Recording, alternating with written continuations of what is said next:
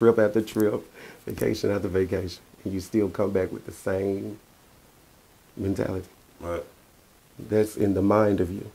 You take that mind with you. That is the person you're with the most, the subconscious. You live your life, you work 8 hours, you come home. You're supposed to sleep 8 hours. It leaves you with what? A couple of more hours left. You haven't greeted your children. You haven't had dinner with your family. Right. It's a thing that life gets you so busy to where you really don't know how to return to your center. And that center is the God of yourself. Right. I believe that strongly. You leave you out more than you leave anybody out. It's true. Especially for, I feel not trying to steer it away from anything, but I Okay. definitely can agree with you on, from a man's point of view because work is never done. You feel what I'm saying? And when you say when you come home, you haven't took the time to greet your kids yet because, you're still not done with the work that's required of you. That's right. And man, it just takes a lot, so sometimes you got to do a lot of soul searching and find yourself. A lot. A lot of it. And try to find yourself and make the time and, do what you got to do to be able to be there, but at the same time, maybe not be there. So, I know how that is. But at the same time, how old were you when you realized you were what you were? Different. What does they would say different? Right, different. I think I kind of always felt like, even as a younger child, out of my mom's children, I kind of felt like I didn't fit in. I kind of felt like there was something very different about me. My mom even told me that when I was born. She said, I just knew something would be different about you, Right. I said, what was it? Did you see that I was going to be gay already? And she was like, no, I couldn't tell then, but I could tell that you just had this light about you that was different.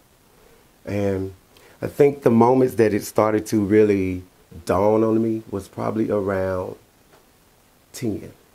When I was 10, I started to really see a difference. Mm-hmm. Like, I would be out, I would play with the other guys in the neighborhood or whatever I was growing up with, but I always felt very different from them. Right. So, could the people around you or the other guys around you, like, notice a difference? Maybe not at that time because, you're just children. And children are not thinking of sexuality and, differences. Right. Children don't see that way. Hey, if we as adult people could get back to that, we came to heal the inner child within us. It was a writer said one time, it's a trap to be grown. Right. Don't grow up. Remain a child. I agree. Because children have an innocence. And children love with a love that's endearing. They don't see a color. They don't see a sexuality. They just see love. Mm-hmm. They just see respect, Right. honor. They don't look in the ways. When you're older, your values are determined to you. This is considered to be valuable. This is. But you never ask yourself, like, but what do I think about it? What do I feel about it? Right. Okay. I'll take this further. Okay, high school. High school was when it really, really hit me. Because, in that time, it's just when your little hormones and things are raging and you're like, okay, you see, you feel what you feel. Right. But if you've grown up in religion or any part of the world, you understand that this place, in this westernized world, is a sin. And it's something wrong and it's something to be ashamed of. Mm-hmm. It more impacted me more than the impact of the people around me. I wasn't concerned about what people thought. I needed to know how I felt about me because it was destroying me. Too many suicide attempts, you know what I'm saying? Because I didn't love me.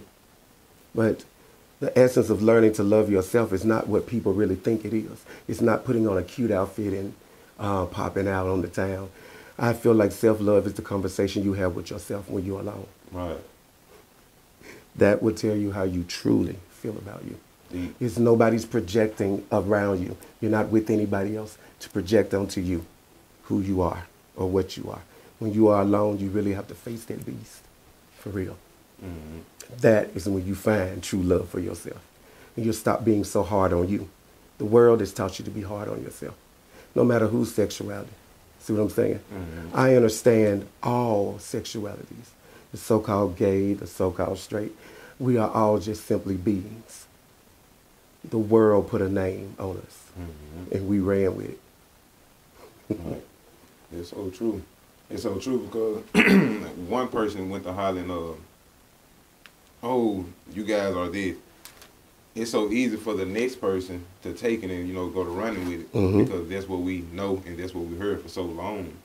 You feel me? But I honestly, in my personal opinion, the ones that I know, The ones you knew, that's correct. I never try to understand. push it up on me because, you know, I honestly, I had friends that, you know, that was different. They wasn't males, but they Call it was different. females. You can call it what you want to call it. I No, I understand. mean, yeah, I you just- say different. I'm saying what you mean, though. It's just no disrespect because I know, you know, words can really upset people. You know, they say stick and stone, you know, Yeah, may break my words. bone, but word may never hurt me. But these time of days, man, things change. You know, people got real soft. Yeah. People got People really been in their taught feelings. to be victims. Right. I'm not a victim. Mhm. See what I'm saying? Right. When you're taught to be a victim, you live with a victim mentality. So every time you come in contact with somebody, you're gonna, of course, look for some kind of confrontation because that's what you built up in your heart. Right. You see what I'm saying? So if you have a combative heart, that's all you have within you. Like I said, so as a man thinks, so is he. There's no good within man. There's no good in the world, only the good within man. Right. And owe no man nothing but to love him. That's it. Okay. So, I'm sorry. What you about to say? No, you good. Okay. So, at the age of 10, that's when you really Mm-hmm. realize who you are. So, how did your family take it? How did your mom take it? Well, my mother was a very hardworking lady. She had to work. She took care of her children on her own. Very strong woman. She taught me to be that way. Shout out to You know, mom. she was a little hard at times, but in the world that I live in, I find now that when you baby a child and you don't really prepare them for the world that they're going into, they're in more danger, you know? Right. So she wasn't as huggy and touching and lovey like that, but she provided, you know, and she was a strong woman. Now, we didn't really talk much on it. There were times as I got older, we would get into little spats, and she may say something along those lines, you know, Right. and probably say something a little, hurtful. But you let people off the hook, you understand a person can only love to the capacity of what they know love to be. Right. And I didn't pick a mother for love, because in my belief, we all chose the lives that we're here. There were no victims here. Spirituality, energy is neither created nor destroyed, it's only transferred. Right. And I see people